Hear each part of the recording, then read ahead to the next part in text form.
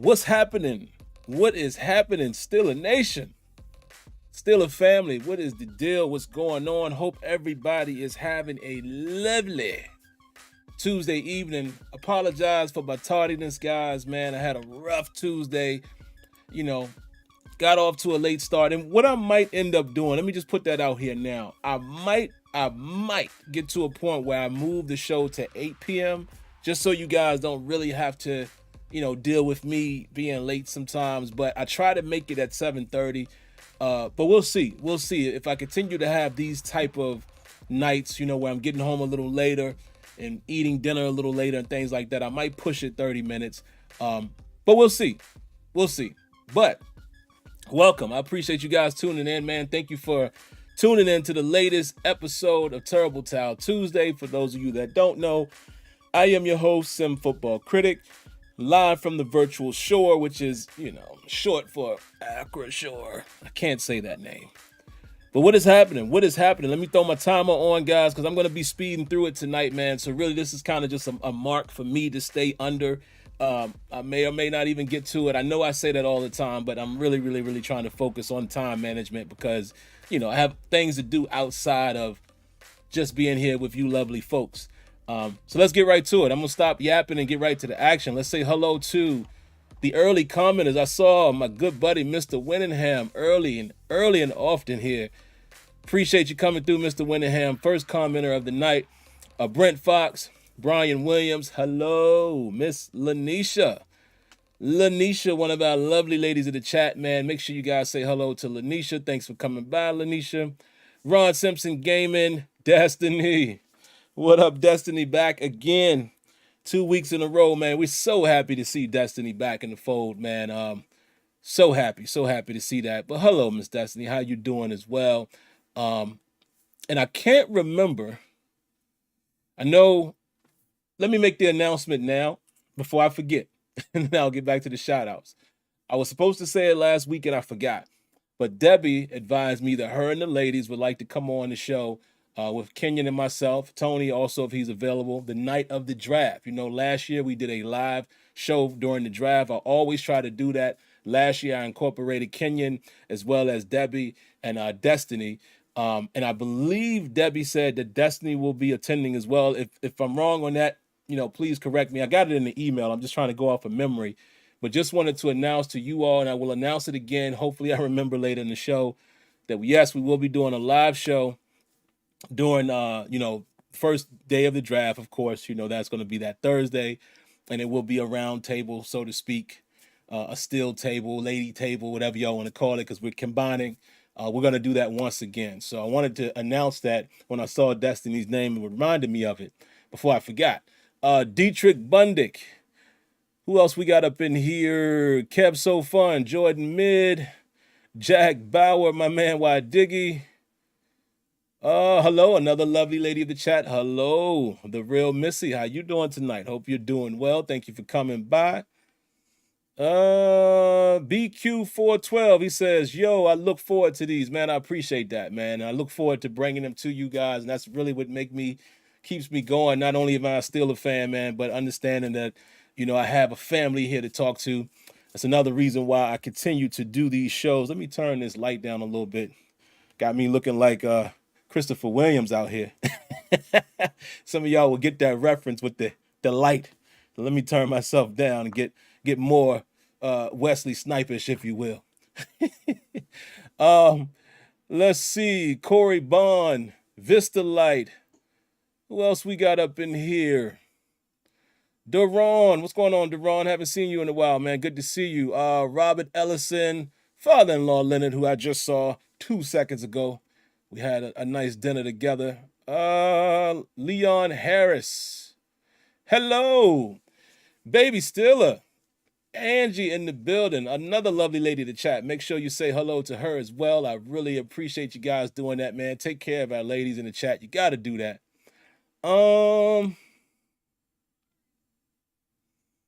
No, I did not. I did not see Creed. Did not see Creed. Oh, we have another lady in the chat. It looks like Elisa Shepard. Again, I never want to assume. So, Elisa, if you can confirm that, I'm going to just say, looking at the name, You may be another lady in the chat, so hello, lovely lady of the chat. We give our special hellos to the ladies. So, guys, make sure you take care of Elisa and say hello. Let's get to it. Let's get right to it, man. Let's get right to it. Oh, you said it's good. A side note, guys. Kenyon said, "Don't wake me, I'm dreaming." I haven't even seen Creed 2. I'm gonna be honest with y'all, man. If I could just say this quick side note, then we get to Steelers business. Creed 1 was okay. Decent movie. I didn't have any beef with it or anything like that. But it didn't make me have to see part 2. I kind of knew what happened in part 2, kind of seeing it and hearing it from other people. So I never really fully watched part 2, so I didn't have any build up to watch part 3. I don't hate on Creed. I don't hate Michael B. Jordan. I actually like Michael B. Jordan. I really liked him in, different type of movie, but I loved him in, I go all the way back to The Wire when he was Wallace. But, I loved him in Just Mercy and movies like that. But, just Creed don't grab me like that. But everybody's telling me Creed 3 is good, so maybe I'll check it out. I don't know. Maybe I'll wait for it to hit video. I'm just saying. I'm just keeping it real. All right. Elisa says, yes, she is a woman. Hello, Elisa, again. Thank you for coming by. We take time out to say hello to our lovely ladies because we all know in the sport that we talk about, it is seen as a male-dominant sport. We say that's hogwash because the lovely ladies here in the chat be knowing what they're talking about. They are football fans, and they know a little bit about football. So we give our shout-out, salutes, and respect to the ladies. So, hello. Appreciate you coming by, Elisa. And I see another one of our lovely ladies, Sade. All the ladies out tonight.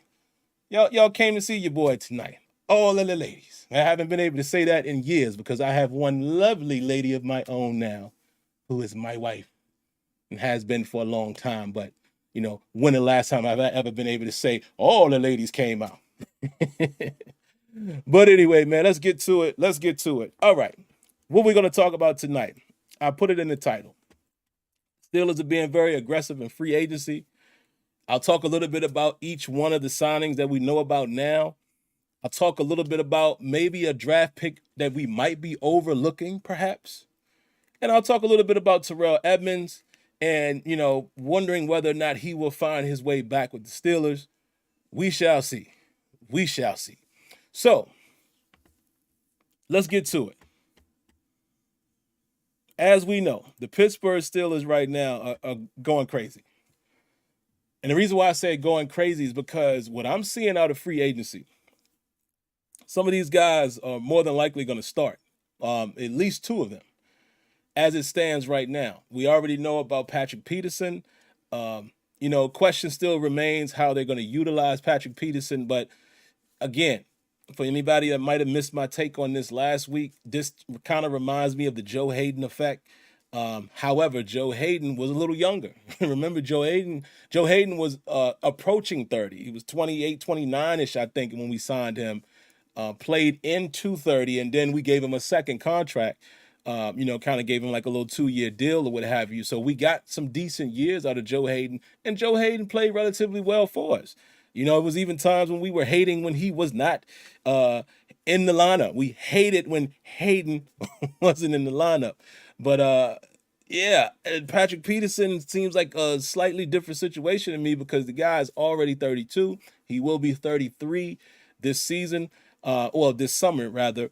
And listen, I understand that, 30s, 40s, 50s, even 60s nowadays in the world we're relatively younger as a, we're in all of us in different generations, but I would just say this current generation that we're seeing from 70 down to 20, it seems like we're a lot younger. 20 isn't what it used to be. 30 is definitely what it it's not what it used to be. 40 definitely not. 50 definitely not.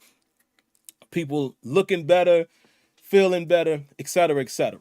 But I say all that long-winded stuff to say this. 33 years old as a cornerback in the NFL is old. It is old. Excuse me. It's old. There's no way around that.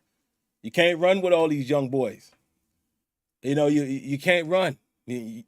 Chasing Jamar Chase around twice a season. It's going to be kind of tough to do.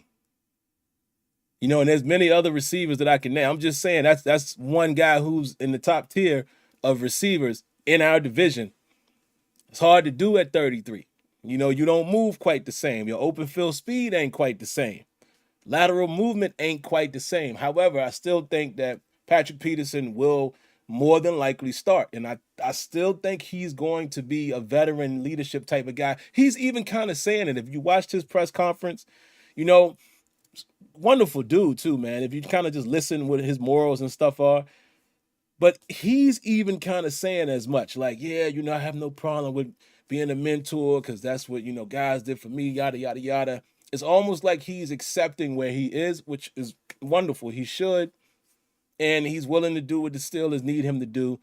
But as it stands right now, he is going to be one of the starters. So I'm curious to see what's going to happen in that regard in terms of the draft. I'll get to that here in just a moment, but we already know about Patrick Peterson. The other one, which is a surprise, man, I did not see this coming. I'm going to save that for last because I really want to talk about this last one. Well, we already know that KZ was brought back on a 2-year deal. Glad to see that. Now the question still remains, what's going to happen with Terrell Edmunds? That's my focal point of tonight. I'll talk about that here in a moment. We signed that big old kid. His name is fitting. Last name is Herbig because he is a big guy. Did not know he was Hawaiian until you listen to him in his press conference. Huge guy, huge dude, man. The guard from the Jets. I don't know if he's going to start or not. I feel like maybe Kevin Dotson, has competition now, and I felt that way up until our most recent signing. I'll get to it in a moment, but you never know what's going to happen now because the question now is, does Kevin Dotson keep his job? Not even just his job, his roster spot. I'll get to it in a second. But we also know that Larry Ogunjobi was brought back on a 3-year deal. I'm ecstatic about that because, again, our defensive line depth isn't great. Alualu, I'm sure, is not going to be there anymore. And maybe he's I don't know. I just feel like I saw that was been confirmed, but obviously I don't think they're re-signing him, or he may have retired. I don't remember, but I know he's not going to be back with us. You got Chris Wormley that's dealing with an injury. Cam Hayward is getting older. You know what I'm saying? You got Montravius Adams as a nose tackle, but what's his ceiling?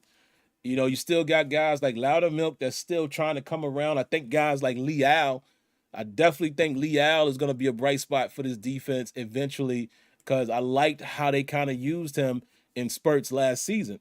The question is what position do they have him at? Without TJ Watt being out there for a small stint, we saw that they were using Leal on the edge. But I think he is very effective, in that D tackle position, especially in sub package, and it's going to be interesting to see how he develops. But because of that, again, our depth is still thin, so it makes me feel like the Steelers are probably going to go defensive lineman. That's also possible within the first 3 picks in this year's draft. So keep an eye on that. But am I ecstatic to have a guy like Larry Ogunjobi back in the fold. You guys heard me say that all season last year, especially as he started producing. I kept saying, let's sign him now before he hits free agency, if we can, because, it's always up to the player. But I was like, y'all need to get that dude under contract. They did it, paid him a decent amount of money. Still fairly friendly as far as the structure of the deal is team friendly. And hopefully, the biggest question is, will he stay healthy? If he stays healthy, I have zero problem with this signing. Bring it on. I'm cool with it. So what else do we know about? Man, this is something that we really didn't talk about, I don't think, last week. I don't think we knew this last week. If my memory serves me correct, it's only been 7 days, but a lot has happened in those 7 days. I can't remember what happened at what time. So I'm going to talk about it. Actually, it did not happen before Tuesday because I made an independent video just a few days ago.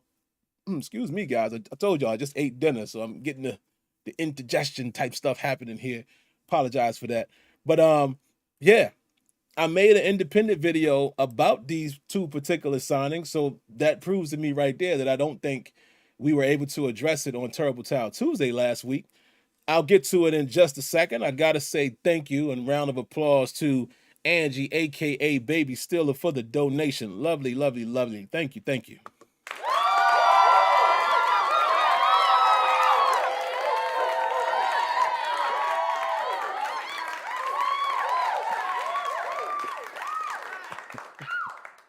I like Jordan Mid's comment, too. I'm going to read that in a second. Baby Steeler says, hey, Sim, I'm excited about getting Patrick Peterson since I'm a Peterson. Oh, okay, that's dope. She's a Peterson as well. She says, how do you really feel about him? Well, listen, I love Pat Pete, man, for what he was, especially in his college days. A beast, technically sound, great athlete. Patrick Peterson has arguably been one of the best cornerbacks, over the last 10, 12 years he's been in the league. But he's lost a step. I mean, and it's cool to hear him say he knows that. He can't run the same. It's cool to hear him admit that he's going to have to use this more. And I'm cool with that. But, I'm not going to judge him the same way a lot of Steeler fans would. And what I mean by that is a lot of Steeler fans, again, it's never with any ill intent that I say this or any disrespect. But a lot of fans are what I call highlight watchers. Y'all know that's my phrase. All they hear is a name. They don't think about logic. They don't associate age. Excuse me. They don't associate anything else, any other factors. All they want to know is, oh, did he get 12 interceptions? He didn't. Oh, he sucks. I'm not going to judge Patrick Peterson like that now at 32 years of age as a 12-year veteran and say, is he good or bad? I think he still played solid ball in Minnesota, played a little more zone than he played man, which is interesting because the Steelers have definitely upped the ante as far as running man coverage. So it does make me question how we're going to utilize him. But I think he's solid. I think he's still solid enough. He's solid enough to give us what Joe Hayden gave us in his latter years. And now, what's going to come with that? Some of you might ask. Well, what's going to come with that is there going to be some times that he might get burnt, just like Joe Hayden did from time to time. But I think he's going to be a solidified guy. He's going to be solid, and he's going to solidify the back end with Minka, with KZ, whoever else is at corner, which we know Levi Wallace, but I say whoever else because I don't know who the bona fide nickel is going to be. But I think we'll be able to get some serviceable years out of him, and I think he's still going to be a mentor to whoever we draft because I definitely think cornerback will be drafted. Somebody's going to be drafted as a cornerback in this year's draft. I think it's probably going to be within the first 3 rounds. I'm not 100% sold anymore, though, that it's the first pick. I don't know if it's going to be 17, but I will explain in a moment. But that's kind of how I feel about him. Baby Steeler, love Patrick Peterson, man. I think he'll be solid for us, but I'm not looking for him to be that bona fide number one at this stage of his career. I'm just keeping it 100. And when I say that, he could be our number one, but what I'm saying is he's not a lockdown stud, where I'm expecting he's going to come and completely turn our defense around. Don't think so, but we'll see. We'll see. He's going to help. My man Jordan Mid, I got to read Jordan's comment. 1 second, guys. Got a little bit of phlegm building up there. He says, if I see Addison at 17, my TV might need life alert because that is not what we need right now. I could not agree with Jordan more. Listen, again, highlight watchers. Don't get so caught up in what Jordan Addison can do as a receiver. Don't get so caught up in that. We have talented receivers on the roster. We have a beast. Let me say it again, a beast in the making in a George Pickens. We still have Deontay Johnson, even though I know some of you guys get frustrated with him. He has a drop here occasionally, but he's still a beast. He is a dog when he's on that field. He is hard to cover. He is a route god. He has quick feet. He creates insane separation. We still have that. Now, behind those guys, we still got to see what we got. We're probably going to get another receiver at some point. We may even bring in a veteran. We're going to see what Calvin Austin can bring to the table. We have not seen him play in the NFL yet, so, he's still TBD. But drafting Addison in the first is not what we need right now. Now, if they do it, it might be because what I mentioned a few weeks ago. Maybe they feel like the first pick at 17 is a wild card because they come right back at 32. I don't know. So they might get froggy. They might get froggy depending on where the board is falling and feel like, you know what? Based on who's on the board still, I think we got a chance to really get somebody we really need at 32. Let's go ahead and take a wild card here at 17. Could happen, but it's not what I would prefer either. I know a lot of you guys want it, but it's not what we need, guys. It's not. Think about it. The Steelers, most of us would prefer them to be a balanced football team, a team that's able to run that ball. Look at how we're building the line now. Big, bulky, mauling type of guys. They're going to run the football. With that being said, what difference does it make if you add another receiver in the fold? Like, he's not going to get 100 targets.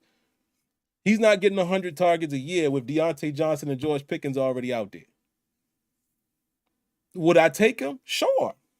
The more receivers, the merrier. I would love a nice three-headed monster. I would love to have a situation like the Bengals and a few other teams that got kind of a 3 to 4 man rotation. I would love it. But it's not the immediate need. That's all I'm saying. It's not the immediate need. That's just my opinion. Just my opinion.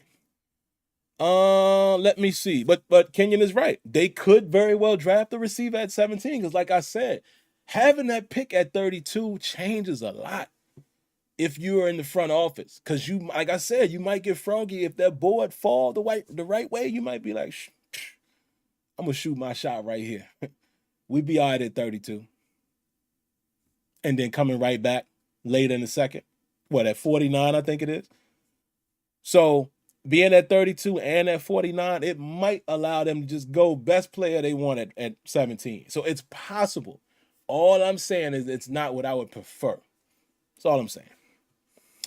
Let's keep it moving. Let's get back on to what I was talking about. Where was I? 2 inside linebackers. Like I said in my independent video, I will repeat it again here tonight because I know not everyone sees you don't see every video I make, so I'll repeat some of what I said in that video. I titled that video, "The Steelers are playing a game of guess who at inside linebacker." Wow. How much movement have we seen since last Tuesday?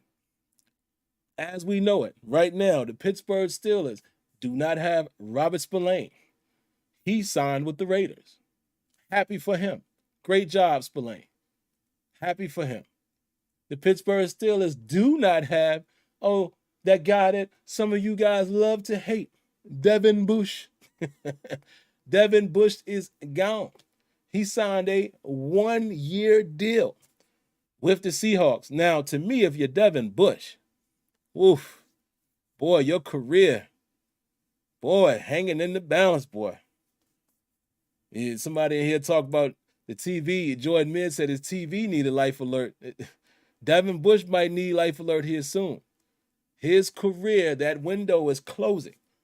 You leave one team, and you're still a young guy, not to mention, only 4 seasons in, a former first-round pick at 10th overall, if I remember correctly. Steelers traded up. I think it was 10th. And you only can get a 1-year deal? I'm going to take a sip of water and let that marinate on you guys for a moment.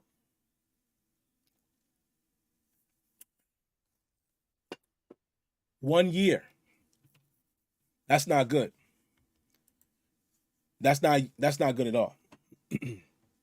His age, where he came from, that ain't good, bro. Wow. Dark Storm said it all. He could very well be a future XFL star. And no disrespect to the XFL. Matter of fact, I had that on the other night, and I saw Martavius Bryant had a piece. They was kind of featuring him. Interesting. But listen, man, it sucks.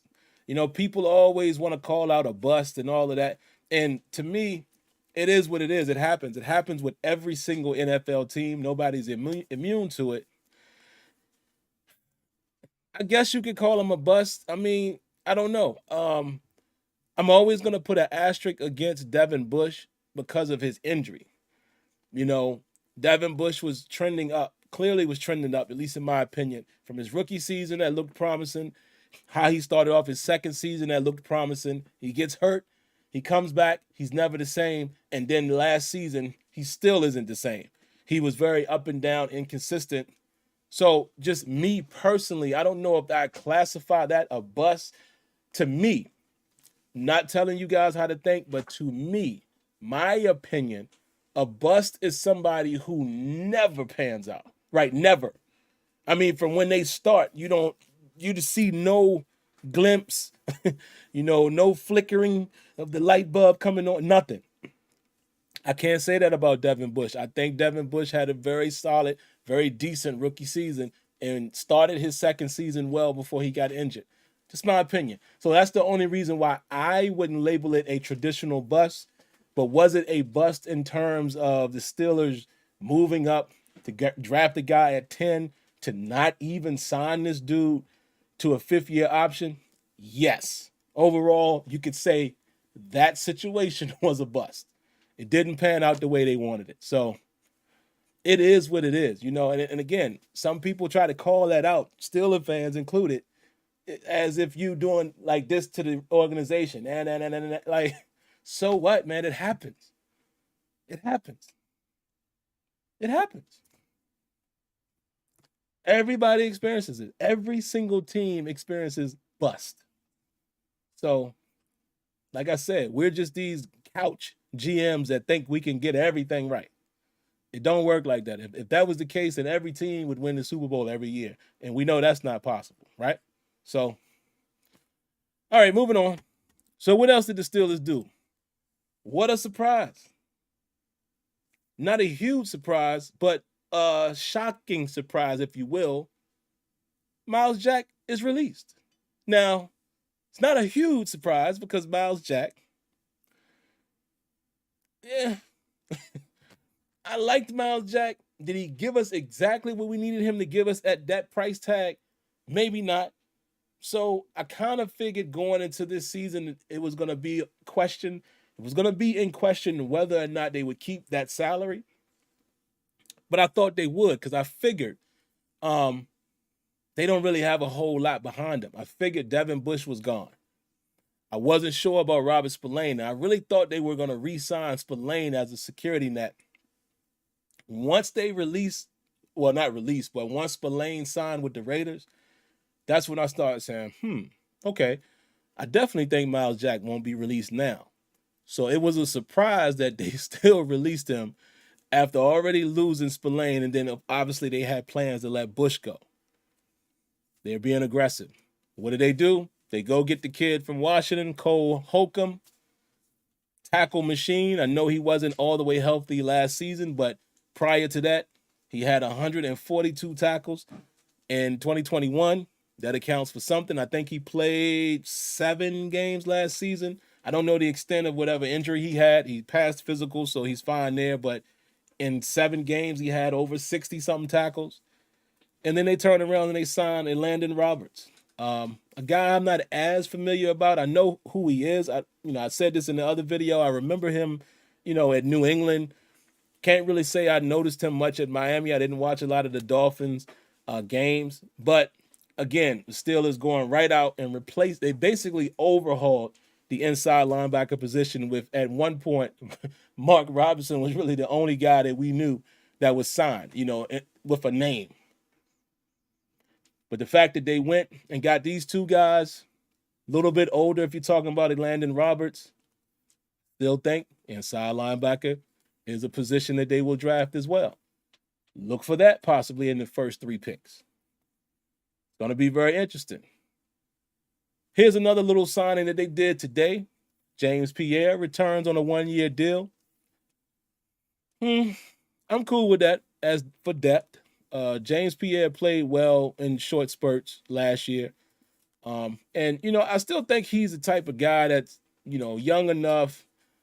I like his measurables and things like that. I think he's the type of guy that you probably could still get something out of him. Maybe a Patrick Peterson being around him can, get him going a little bit. I'm not opposed to James Pierre being there on a 1-year deal. But again, I expect the Steelers to go cornerback somewhere in this draft, whether it's early or a little bit later if you want to talk about the third round. First and second rounds I consider to be a little early. But cornerback class is relatively deep, so we'll see how they play that. But then the last signing, the biggest one that really shocked me, they were able to sign, hopefully I say his name right, Isaac, is it Seumalo, the guard from the Philadelphia Eagles. And most were calling him the best interior offensive lineman on the market. Somehow the Steelers were able to get the job done. Clearly, Andy Weidel is doing his thing. He's known for building trenches. We go right out there and get 2 big guards. And when they did that, there's 2 people I thought about right away. One of them would be Kendrick Green. Kendrick Green is more than likely not going to make the team. I'm just saying. It's probably not. But here's another guy that I thought about. Kevin Dotson. Because with the money that they gave this guy, even though he played on the right side, I didn't notice, again, shout outs to my good people at Steelers Depot, I didn't know this little piece of information. Oh, somebody says Palomalu. Oh, okay, I think you're just saying that. I'm just saying, that ain't the way, that ain't how you say his name, is it? It might be. Y'all help me with the phonetic spelling. Phonetic pronunciation and what have you. They said that even though he played the majority of the season at right guard last year, he has more snaps in his career at left guard. As soon as I heard that, I did the Scooby-Doo, like, wait a minute. Somebody's in trouble. You're not paying a guy that much money to sit on the bench. So either it's going to be James Daniels or it's going to be Kevin Dotson, who's sitting on the sideline. And if it's Kevin Dotson, it's possible his position could be in jeopardy in terms of a spot on the roster. Now, maybe it's between Dotson and Green in terms of who's going to be a backup. But somebody is not going to have a starting role next season.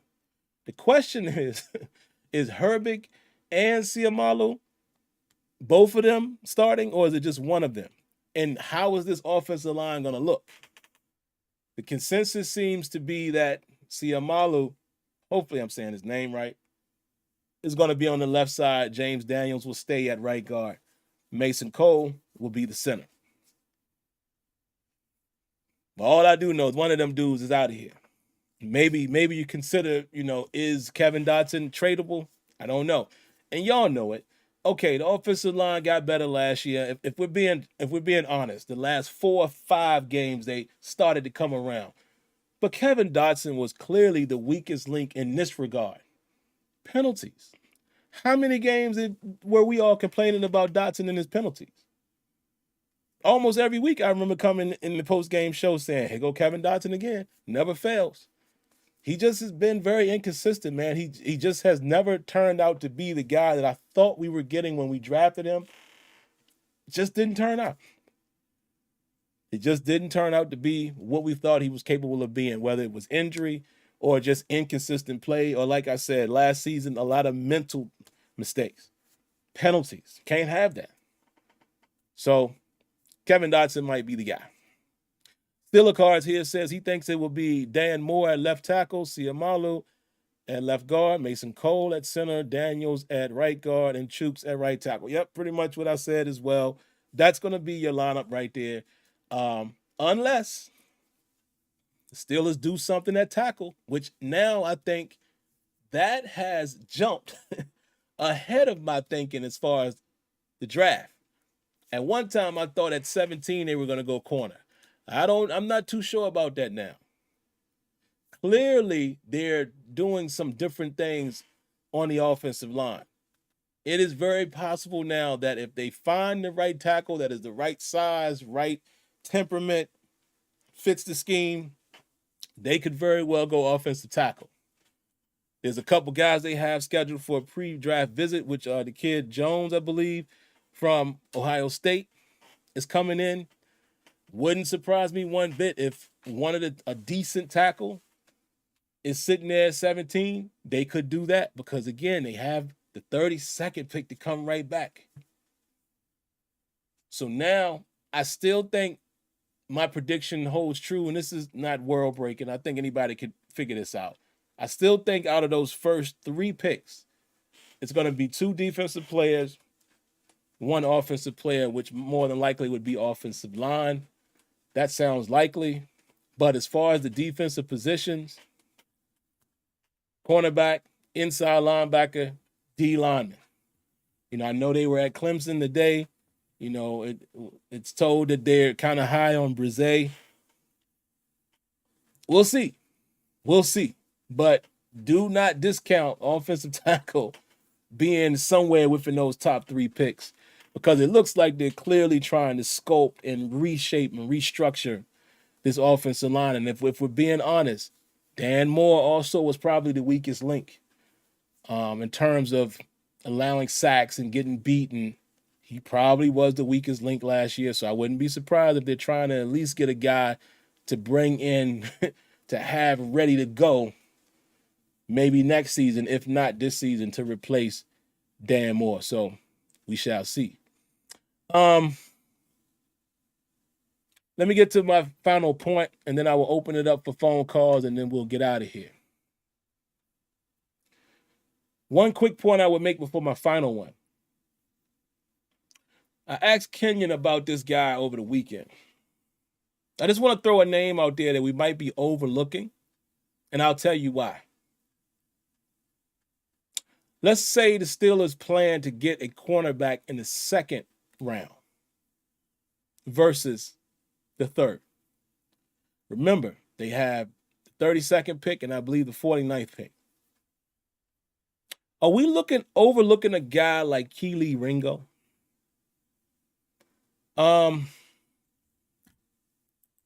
Kenyon is not that big on Kelee. I will say this. I watched Gonzalez. I've watched Porter. After watching those guys, especially Gonzalez, there are things about Ringo I don't necessarily like in comparison to his play style with those guys. One of the things that I noticed right out the bat, they seem to rely on Ringo's speed. He's not really getting hands on guys at the line, even though he kind of lines up and press. He's not getting his hands on guys. Guys are beating him off the line with ease. No redirecting. He's a chase type of guy. He's more of a bell corner from what I'm seeing. I watched 2 games. I'm going to watch maybe 2 more. But the reason why I say are we overlooking him, I'm just thinking from the Steelers standpoint. They always have this relationship with Georgia. At certain schools, they always go to their pro days and things like that. So it just makes me wonder, are they thinking about offensive tackle or something like that at 17 and knowing they're not going to get one of the top tier corners and knowing that the cornerback position is deep?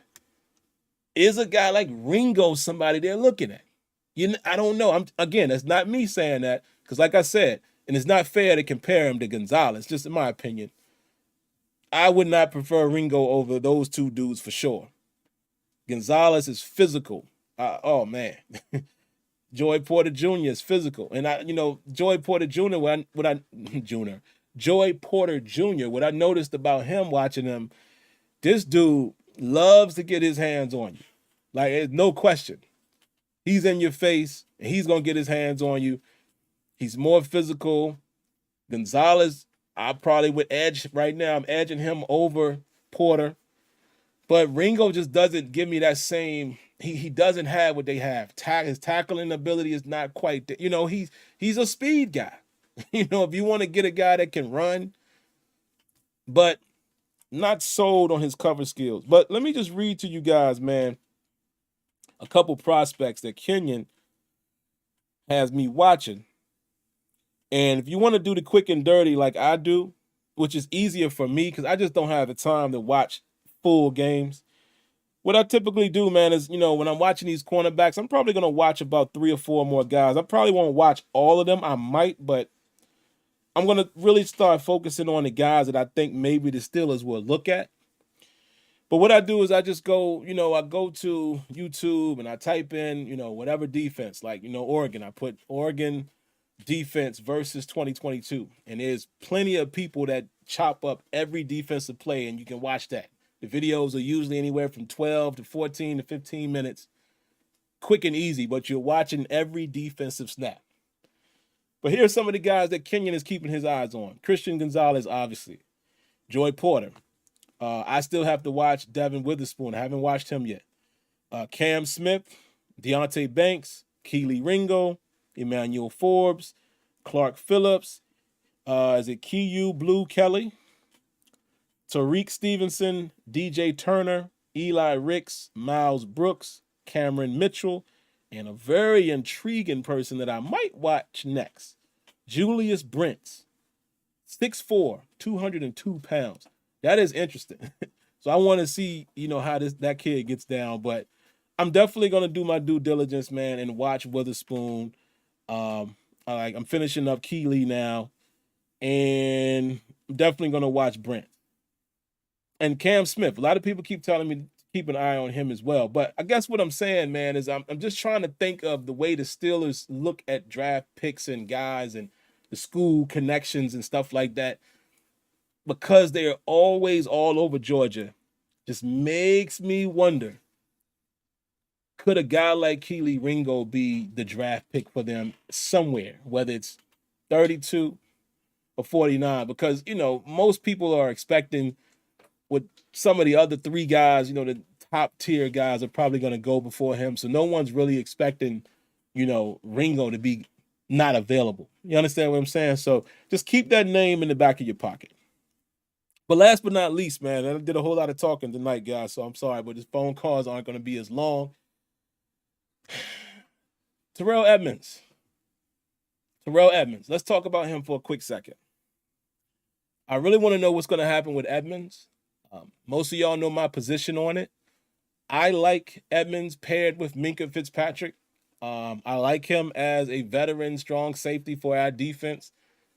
I like him as, again, a pairing with Minkah because they already have chemistry. I like his role that he's played in our defense, particularly with KZ. I want everybody to just think about that. I know some of you guys are not sold on Edmunds. Some of y'all are really harsh on him, saying he lacks ball skills and all of these things, which is true. Minkah is that guy. At a free safety. Terrell Edmunds is just, he's just not the best coverage strong safety, but he's played okay. I think he played relatively well last season doing what he does. Being around the ball, had more pass breakups, supporting the run, playing along the line of scrimmage, things like that. He had tackles for loss. I liked the play of Terrell Edmunds last season because I accepted his play based off of what I expect him to do. I'm not expecting him to be Troy Polamalu. He's not that type of safety. But I like what he has been, I'll say the last 2 seasons.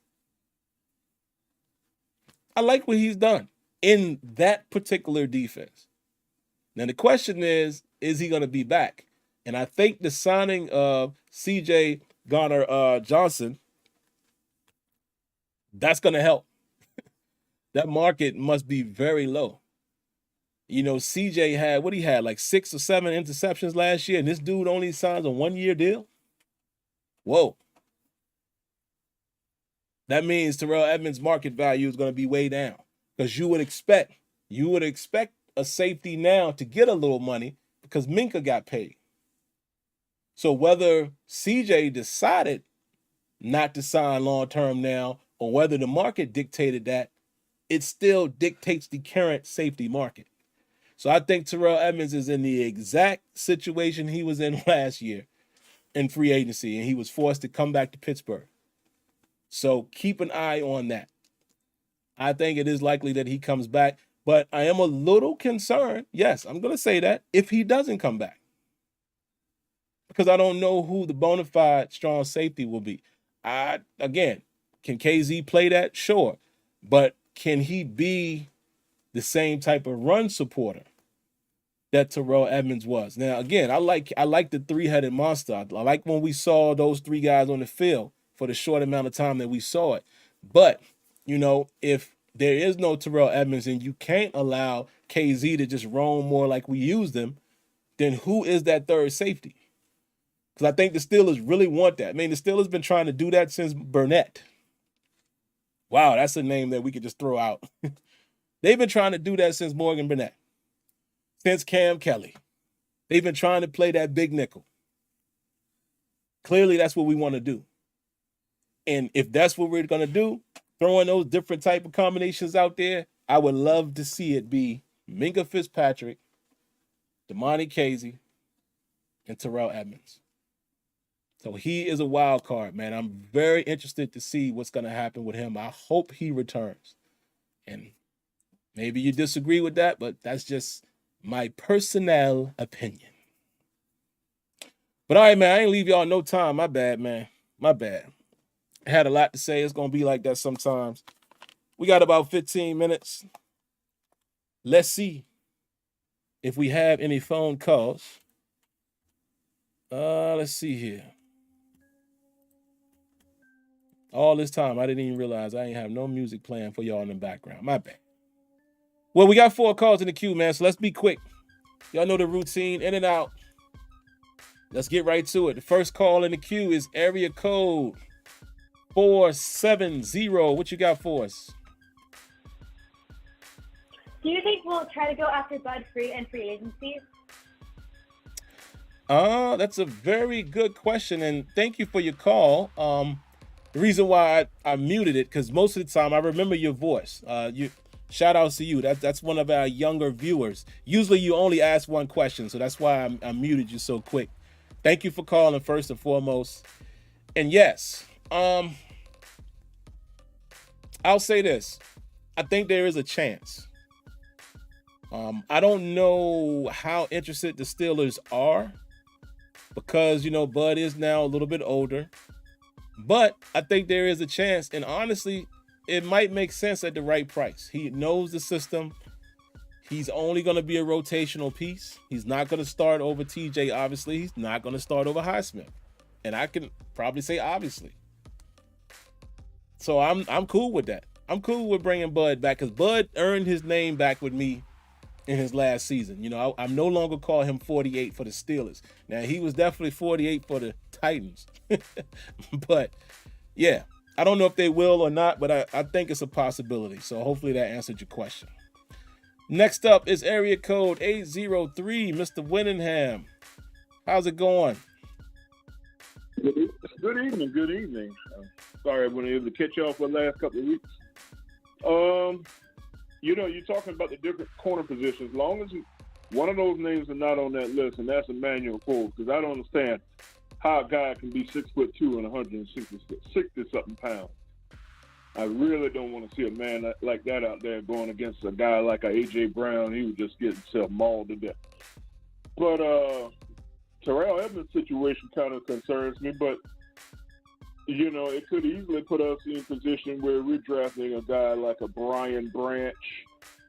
There's a couple of huge safeties out there, like Antonio Johnson and a Skinner. These guys are huge.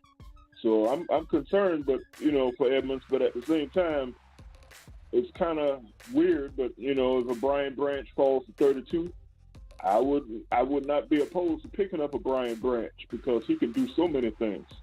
Having a guy like Peterson, hopefully we're able to position him in the defense where he's almost in a roaming position if we draft 2 outside corners. We obviously don't want to put Peterson up against those guys from Cincinnati very often. But can't wait to the draft. I believe our offensive line is coming to shape. We were in play to pick up baby Zeus. Daddy's name was Zeus at South Carolina State. Orlando Brown.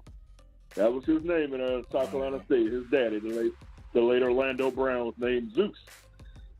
So we were in play to pick him up. We might be in play to pick up a successor at the left tackle. I have one more question. I'll be off. Why do we not put my man over on right tackle? How come he's not playing left tackle? We drafted him as a left tackle. He backed up my big man for a few years. He has the skill set to play that position, possibly switch tackles. But Andy Weidel is putting his imprint on this organization, and I'm feeling excited about that. We're getting down to ball control, and that leaves me excited. Because the last few years, I felt Kevin Colbert has not done a great job with this team as far as its roster construction. Thank you so much, everybody. Have a great and fantastic week. Absolutely, Mr. Winningham. Thank you for calling it. And guys, yes, I let Mr. Winningham go a little longer because we've missed him the last few weeks. So what you gonna do?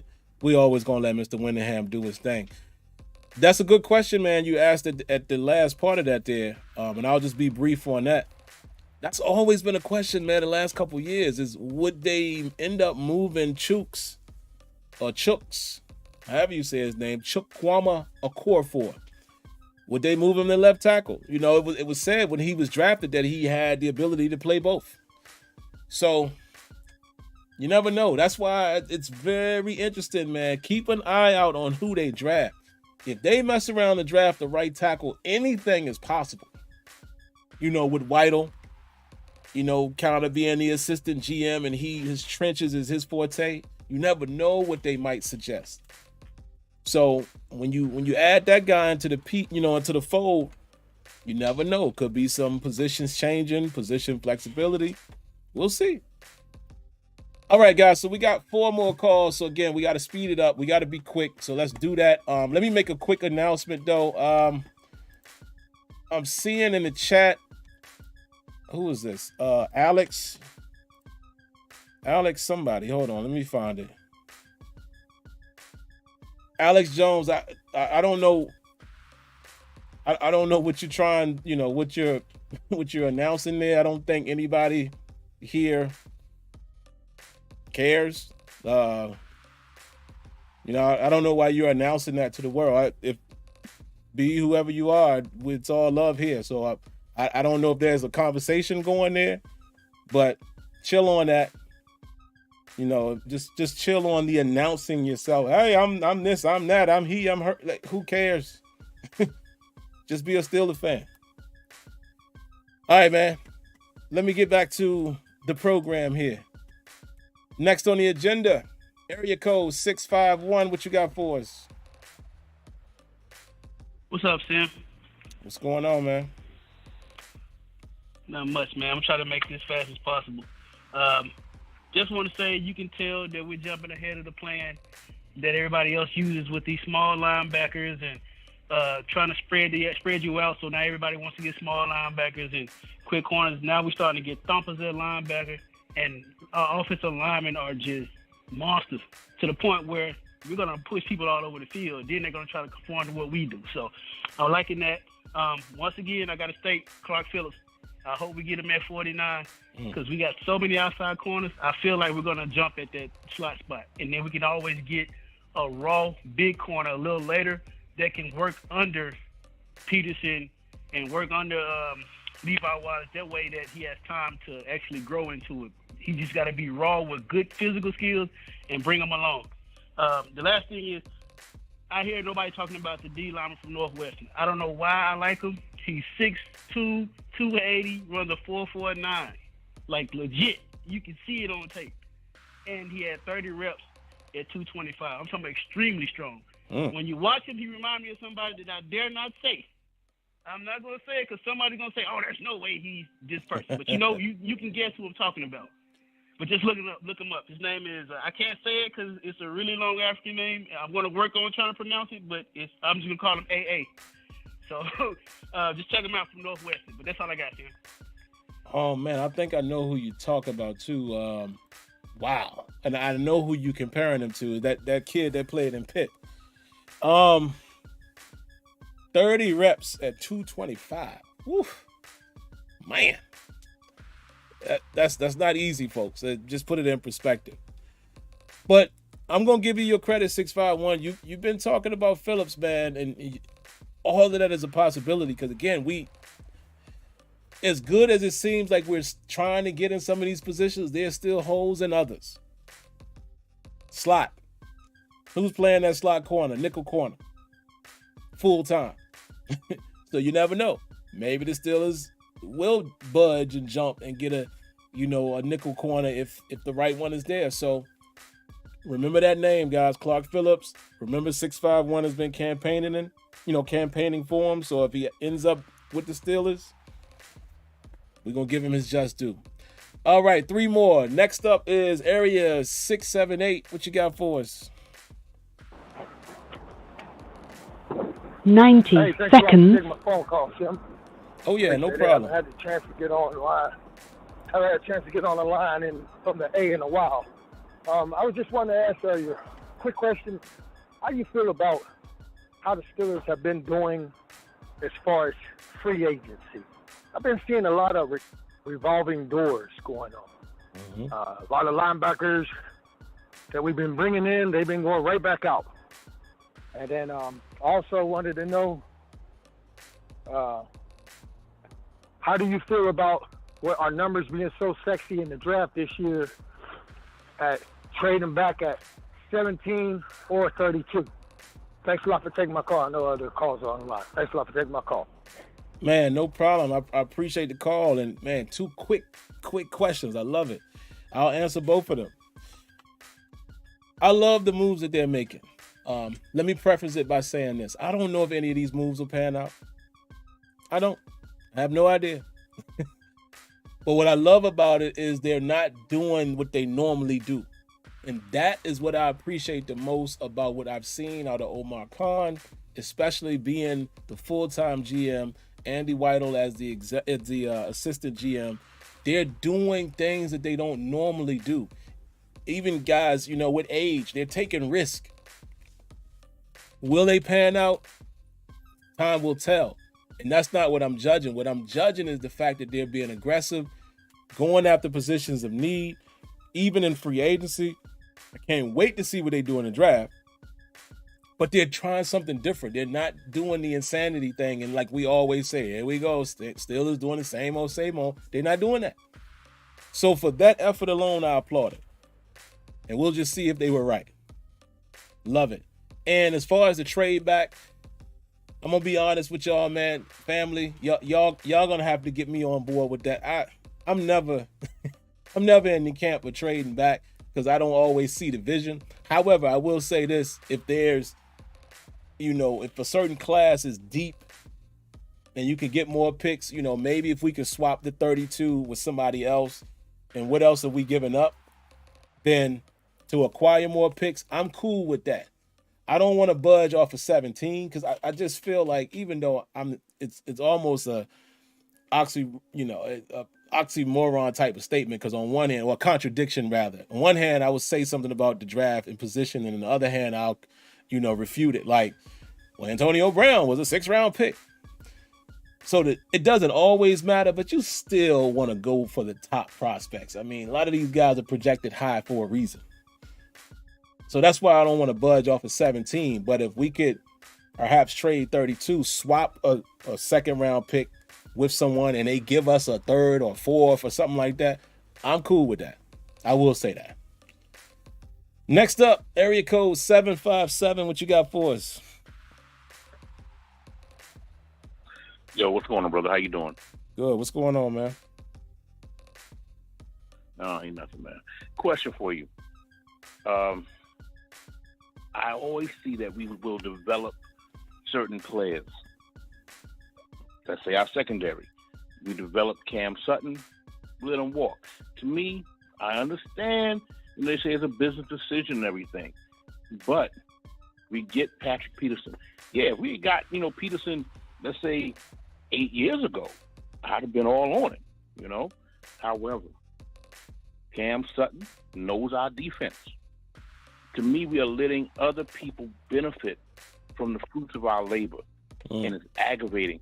And also, when you come to us, you're like a player coming to the Steelers.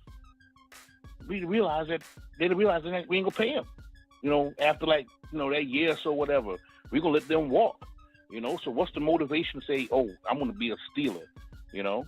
That's crazy to me. I don't understand that. So, what is your insight on that? How you feel about that? Man, thanks for the call first and foremost, but what a great question. Wow. You know what?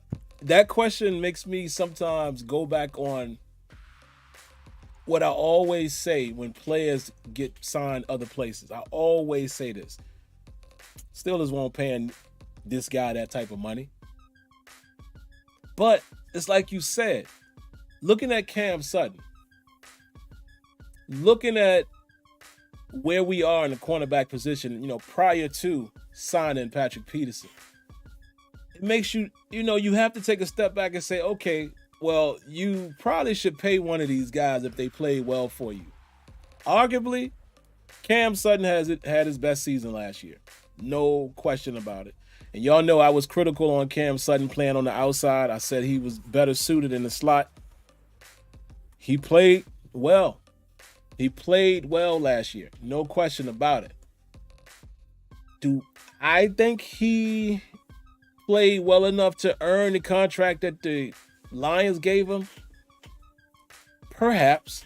And the reason why I would say this, I know some people are looking at the deal, what was it, 3 years, $33 million, 20-something million guaranteed. So, if you break that down, it's basically roughly $11 million, yearly average. They paid Joe Hayden that. I'm just saying, it's the market, right? Again, it's like I'm talking to myself in the mirror. I'm always saying, oh, they ain't going to pay that guy that, but it's the market. So, great question, man. I wonder why sometimes we don't sign some of these guys. My only question is, my response to that is the Steelers are huge, and they've always been huge on building in the draft. So maybe they didn't see Cam Sutton as an $11 million man per year, and they figured they could go in the draft or groom somebody else, bring in another veteran. That's my only answer to it. But it's a very good question. It's a very good question, especially this. Here's the catch, and we'll all be watching. Does Cam Sutton go to Detroit and play as well as he played with the Steelers last season? That is the catch. Not too many times that we can think about some of these players going somewhere else and they balled out. Bud Dupree, the most recent example. So, love the question though, man. I really do. That was a good one. All right, man. Last call of the night, and then we're going to get out of here. Area code 443. What you got for us?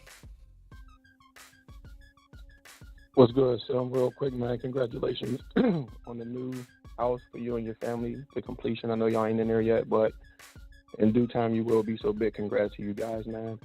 The thing with Edmunds, don't have nothing against Edmunds, man. Like Edmunds for what he's done for the Steelers. The reason why I'm not nervous about the pick and never been high on the pick is because you drafted Edmunds when you had Jesse Bates sitting there.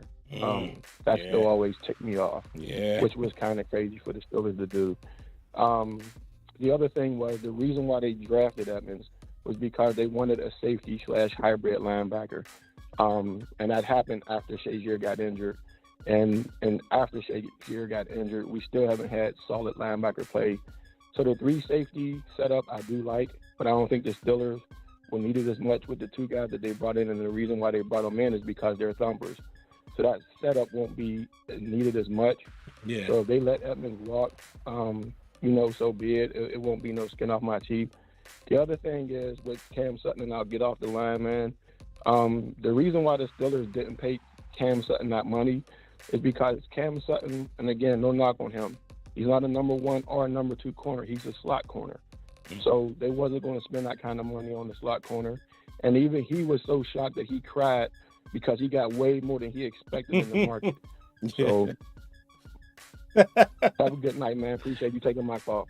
Oh, man, thanks for the call. That's funny, man. But he's right. That man was, hey, listen, I ain't laughing at him crying.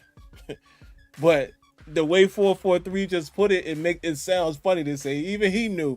That's why he was crying.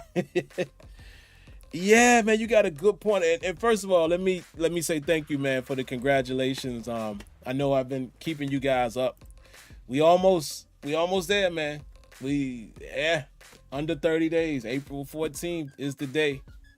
And almost there. So I appreciate all of you guys, man, that congratulating us on that. And much love, man. Almost there. But yeah, you're right. I mean, listen, he had a great year with us. That's why I said, let's see what he does in Detroit. If they're going to use him as a number 1 or outside corner, we'll see. Because I still think he was better suited in the slot. He is a slot to me. Super smart. I mean, he did a whole lot for us. But I just never viewed him as a straight up outside cornerback, CB1 in the NFL. And maybe he'll prove us wrong. And then, you guys put a couple names in the chat. I added Mike Hilton has done well for himself with the Bengals. Somebody said Emmanuel Sanders did okay elsewhere. But there's a host of names that guys that left and they just didn't do much. So sometimes that whole scheme fit thing is real. It is real. Mike Wallace wasn't quite Mike Wallace without Big Ben. So, all hats off to those guys for getting the bag. Like Steelers card just said, happy for Cam Sutton, man. I'm always happy for these guys that go get that money, man. I'm not a hater. I'm not the extreme fan where it's like, no, if you didn't do good with us, then whatever. I hope you go somewhere and break your leg. Why? I want these dudes to get as much money as they can. Even Devin Bush. Stick the lead up. Stick them up. I was hoping even he got a contract. Because also those things produce compensatory picks. But, I'm never hating on guys getting that guapo. Why should I? So, but that's about all I got, man. I'll give you guys a few minutes. Wifey's off to my right on the Peloton. She's still riding. So while she's still riding, I'll chit chat with y'all for a moment. What y'all got? What y'all got?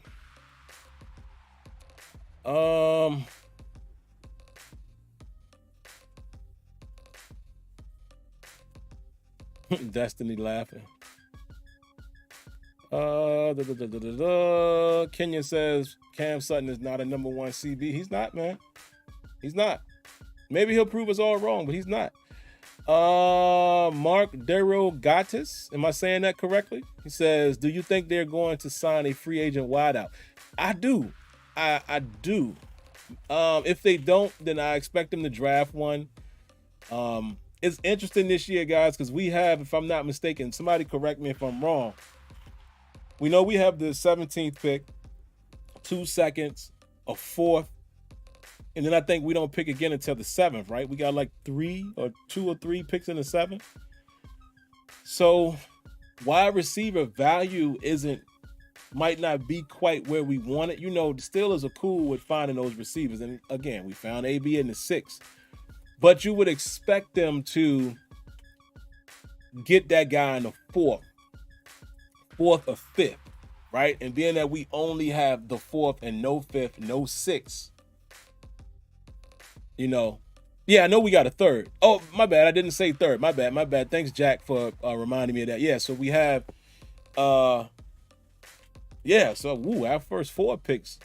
Okay, so we do have that 3rd. So maybe the 4th could be, 4th round could be a receiver perhaps. So we'll see. we'll see. But what I was going to say, okay, here it is right here. Steeler card says we're 17, 32, 49. So that's first and second. And then 80th, then a fourth, and 2 sevens. All right. So it is possible that within those 5 picks, maybe they get a receiver. But because there's no 5th and 6th round, I think it is very possible that those guys might sign a receiver in free agency. And some of the guys that you may have wanted may already be gone. I'm not on the Odell Beckham train. I mean, guys, listen, the guy that did like this and caught that pass against Dallas, he's not here anymore. Even the guy that was getting off, unfortunately, he got hurt in the that season when the Rams won the Super Bowl. I don't think that guy still is 2 years removed. So, just saying. Real Facts, what up, man? Ain't seen you in a while. Appreciate you coming through. He says, this is a big pick for us. We have whiffed on corners recently. Gonzalez or JP are guys I feel like could come and produce early. We don't need a raw cornerback a la Artie Burns. You know what? I am there with you, man. I do definitely believe and would love for us to really go try to get a bona fide number 1 corner.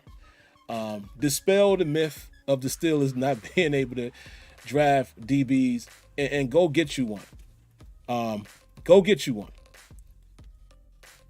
I don't think Gonzalez or JP gonna be there though at 17. I mean, it's always a guessing game, but I'm gonna tell you right now, without question, zero hesitation. If Gonzalez is sitting there at 17, I ain't even got to finish it. Not even got to finish it. Don't even got to finish that one. Gonzalez is a Listen, sometimes you could just tell. And I'm going to do my due diligence, but I watched 2 games so far, and man, he's that dude. Because remember I told y'all I was late on him. You know, I'd seen him a few times, but I hadn't really watched any. You know, I don't see Oregon games all the time. Man, let me tell you. Words that I manifest. I like that. Okay, Gangstar. He says Odell is still good. I'm cool on that, man. I'm cool on that. You know, and that ain't a disrespect to Odell. I'm just saying, man, you know, sometimes, can I be honest with y'all for a second? I get a sour taste in my mouth sometimes, man, when you see guys that continue to bounce around. You know, like, okay, he leaves the Giants, and I know it was some friction going there. He goes to Cleveland. I'm like, okay, it's going. And again, I know it won't all his fault, so I'm not going to put that on him with the Cleveland thing. But again, then he goes to the Rams, and then he gets hurt. And then it's like, you know, after you've seen somebody in the league a bunch of times, man, different, you know, the luster is not there no more for me. He is, you know, Odell, I'm sure, can still go out there and be at least your number 3 or number 2 receiver, more than likely. But again, how does he fit in with what we're doing, what we're building?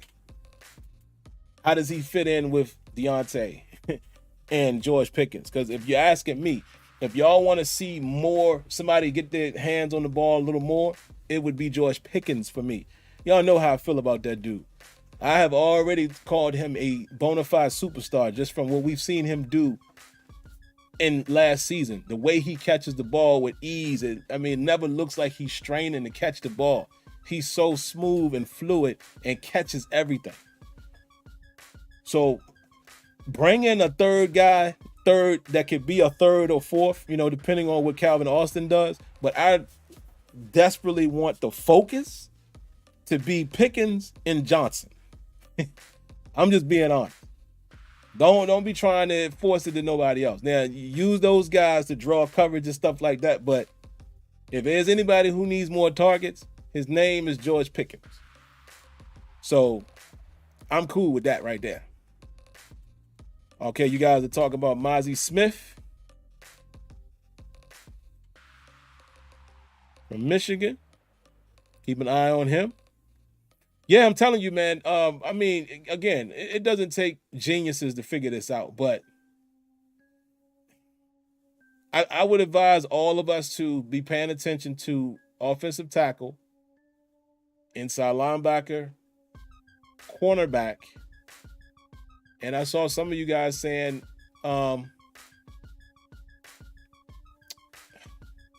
of you guys are saying edge is a sneaky position. But I would be looking at those D linemen too. Let me not forget that. So let me say that again. Tackle, D lineman, corner, inside backer, edge possible. But if we're talking at 17, right now my money is on offensive tackle or corner. And then possibly defensive lineman, depending on who's there. I think that's where my money is at 17. I don't think I see edge at 17. I think even if I shorten that up a little bit, I think it's more than likely tackle or corner right now is what I'm feeling. But again, let's not forget what I said earlier, man. It's a wild card because they have that pick at 32. Just think about that. If you guys were putting your team together and putting a board together, you know you have 32 players. You can identify 32 people and say, we're going to get 2 of these guys. You see what I'm saying? You can put a board together like that, and it allows you to play at 17 if you want to. You could just say, we going with the best guy on the big board here because we know we'll get this guy at 32. That's why I can't really call it. We're in a beautiful position. And you guys reminded me, we got a third.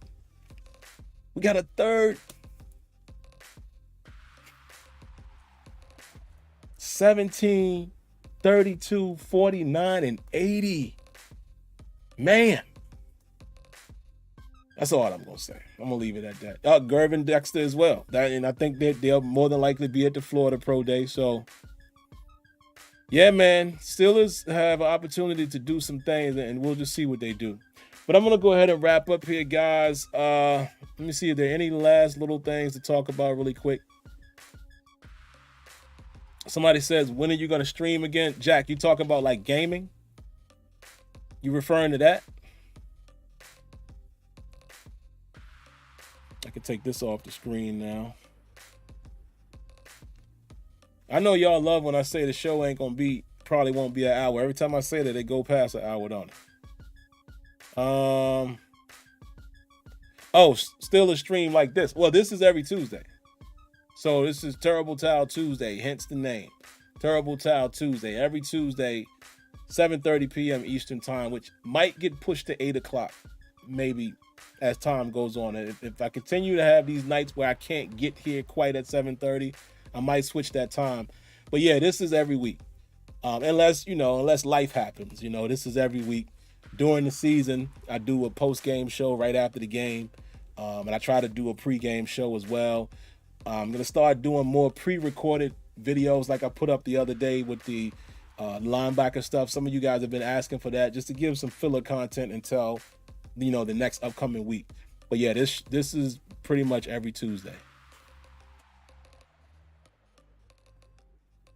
Turbo Duran says, go Raiders. Okay, well.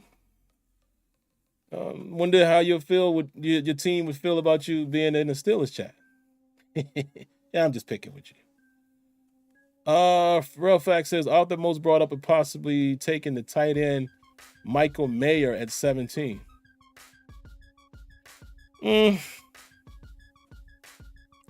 Anything's possible, but I don't know if I want a tight end that early. There's some tight ends out there too, and Kenyon will tell you. I just talked to him about that Kincaid kid from Utah. Oof. But all right, man, I'm going to get out of here. And yes, do what Destiny said. Hit the like button. Like, please. Y'all don't know how much that helps. When you hit the like button, it pushes it further along in the algorithm. It allows it to get to even more Steeler fans. And it helps the show to grow. Yes, I have no shame in saying that. I would love for the show to grow. This family to get bigger and bigger. But y'all have to do these 3 simple things. First, hit the like button if you like the video. Why wouldn't you let me know that? How would I know you liked it if you don't hit the like button? If you're not subscribed, subscribe to the channel. I mean, it only makes sense. If you come in here every Tuesday and you watching it, why don't you subscribe to the channel? And last but not least, I advise you to cut on your notifications. A lot of times I get people saying, hey man, I didn't know you was gonna put up a video today. Well, cut on your notifications. Guess what? You'll know that. So like, subscribe, notifications. Outside of that, I hope everybody has a great week. If there's any important news that pops up, I will do a recorded video, talk about it a little bit. But outside of that, in terms of live video, I shall see you again next Tuesday. But outside of that, have a great rest of the week. God bless. Good night. And like always, thank you for tuning in to Terrible Towel Tuesday. Peace.